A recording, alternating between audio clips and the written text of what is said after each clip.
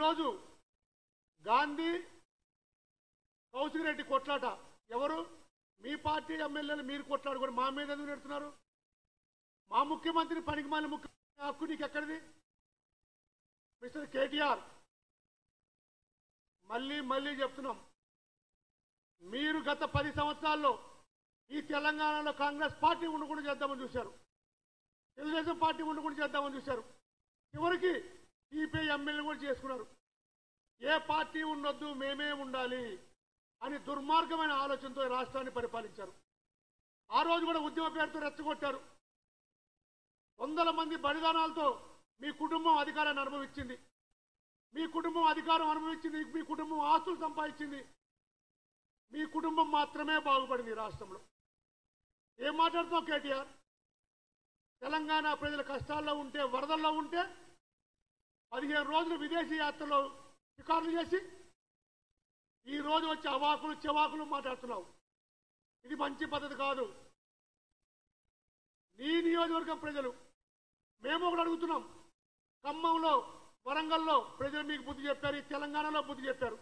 అందుకే మన వరదలు వస్తే నువ్వు కానీ, మీ నాయన కానీ, మీ బావ కానీ ఖమ్మం, వరంగల్ జిల్లాలో పర్యటించలేదా?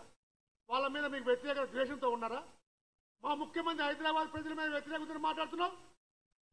మా ముఖ్యమంత్రి గారు గతంలో ఇదే హైదరాబాద్లో దేశంలోని అతిపెద్ద నియోజకవర్గానికి 32 లక్షల మంది ప్రజలకి ప్రాతినిధ్యం వహించారు. అర్థమైందా? మర్చిపోయావనుకుంటా. మీ ఉడత ఊపిరికి ఎవరు భయపడరు. మా కార్యకర్తలు తలుచుకుంటే మీరు కూడా ఊర్లలో తిరగలేరు. మీరు మాట్లాడే మాటలు సబుగా ఉన్నాయా? మరి దరిద్రమైన సాంప్రదాయం తెచ్చిందే మీరు. ఒక ప్రాంతీయ పార్టీగా ఉండి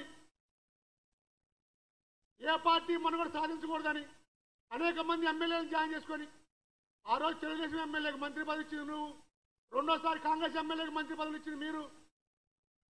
ఇంకా బుద్ధి లేకుండా మాట్లాడుతున్నావు. అసలు ఎక్కడ జాతీయ పార్టీ ప్రాంతీయ పార్టీలో విలీనమవుతుందా? సిగ్గుందా? ఆ రోజు ఈ ప్రక్రియ చేసింది మీరే, దీనికి నాంది పలికింది మీరే, ఈ దుష్ట సాంప్రదాయాన్ని నెలకొల్పింది మీరే. కాబట్టి అన్ని తప్పులు మీరు చేశారు. మీ కుటుంబం చేసింది, మీ నాయన చేశాడు. మా పార్టీ జాతీయ పార్టీ ప్రజాస్వామ్యయుతంగా పరిపాలిస్తుంది, ప్రజాపాలన కొనసాగిస్తుంది.